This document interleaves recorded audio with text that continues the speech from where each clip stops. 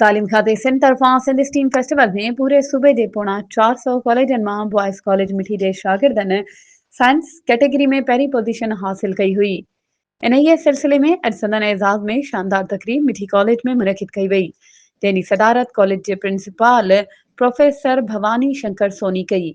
तकरीब में पहिरीं पोजीशन हासिल कंदड़ टीम जे शागिर्दनि सरकश वल्द कौशल शर्मा, विजय कुमार, लक्ष्य कुमार, लवेश कुमार, पुरुषोत्तम दास ऐं ॿियनि शागिर्दनि खे कैश प्राइज़ ऐं सर्टिफिकेट ऐं शील्डनि सां नवाज़ियो वियो।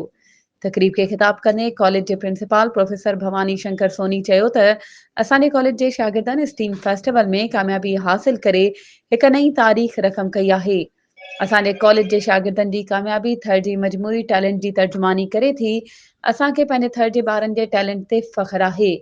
प्रोफेसर मुश्ताक अहमद दल चयो त तालीमी मैदान में थर हिकु क़दम अॻिते आहे। थर जो हवालो सिर्फ़ वारियासियूं भिचूं नाहिनि, पर थर जे ॿारनि जो टैलेंट सिंध लेवल ते मुतारिफ़ थी रहियो आहे।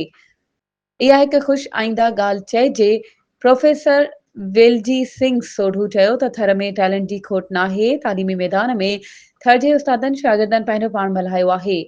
हुन चयो त सिंध में हर क़िस्म जा फेस्टिवल मुनक़िद करे ॿारनि जी हिम्मत अफ़ज़ाई कई वञे थी। इन ई मौक़े ते प्रोफेसर दौलतराम खत्री, प्रोफेसर छगन लाल साकी, प्रोफेसर मुकेश राजा सोटरहड़, अब्दुल सत्तार वसंदानी ऐं शागिर्दनि में सरकश लवेश, लक्ष्य, विजय कुमार, पुरुषोत्तम दास ॿियनि पिणु ख़िताब कयो, जॾहिं त कामयाबी माणींदड़ शागिर्दनि खे गुल निछावर करे हार पाराए ताड़ियुनि जी गूंज में आजियां कई वई।